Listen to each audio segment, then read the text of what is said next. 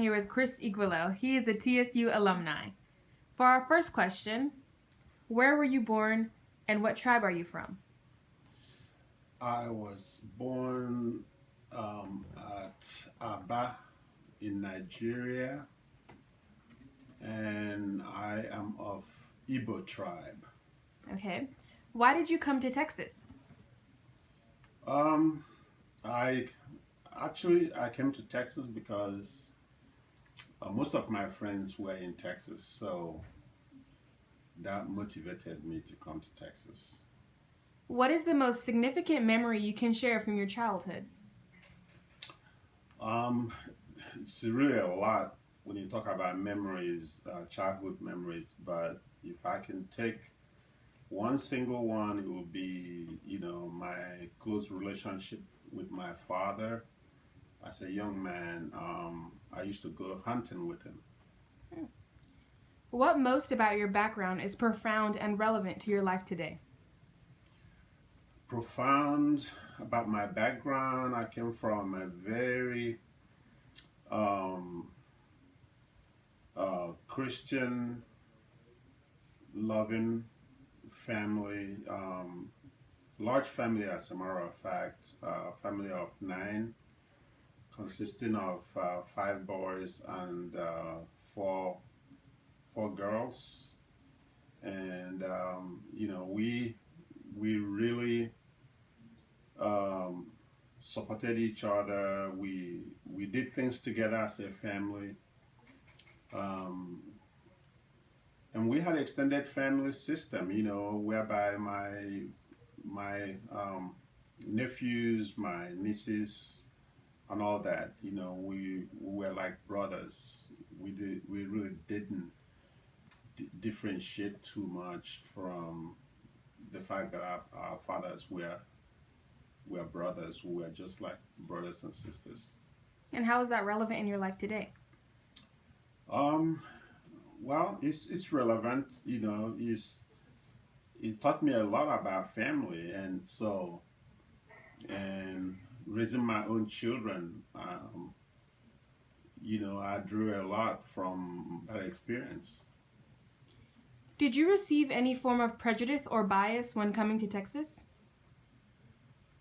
Uh, when I first came to the States, I learned about prejudice and biases, but really I was so focused on my studies that I really didn't pay much attention to it.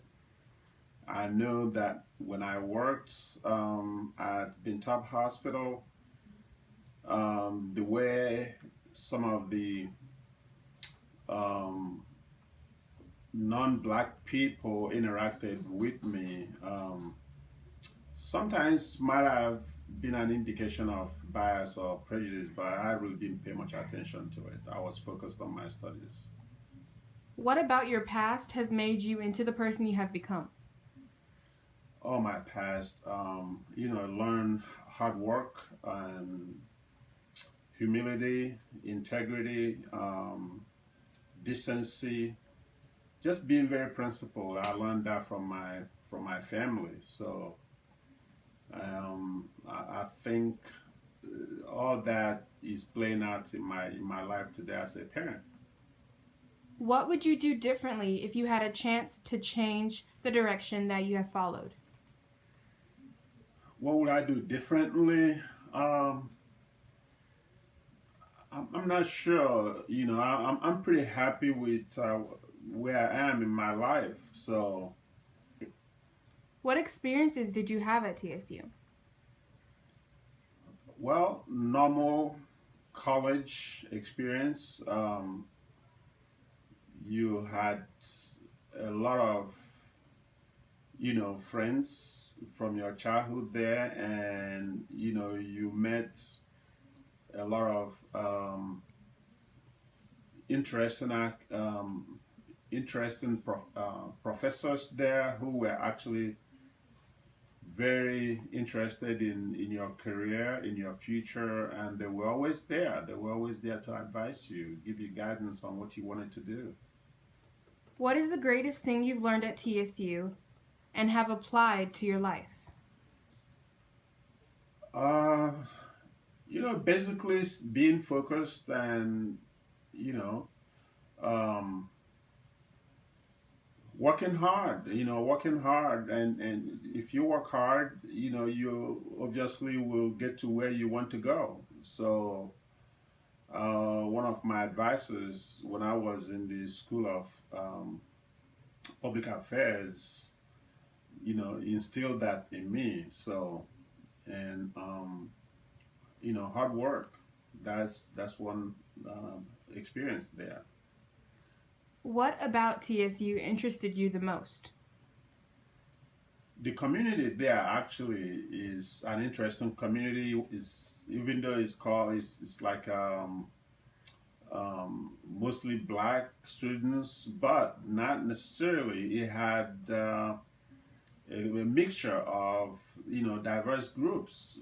I remember when I was there were people from different ethnic nationalities, not just blacks. So TSU really is a diverse school. Could you describe the campus, then compare it to how it is now? I think the campus has actually developed much more now. They have invested a whole lot in the infrastructure there. So it's a much beautified campus to what it was when I was there. What kind of student were you? I was a good student. Um, Perhaps if I was back there at this time, I probably would try to be one of the top students. But I was a very good student. Were you a part of any clubs in the school?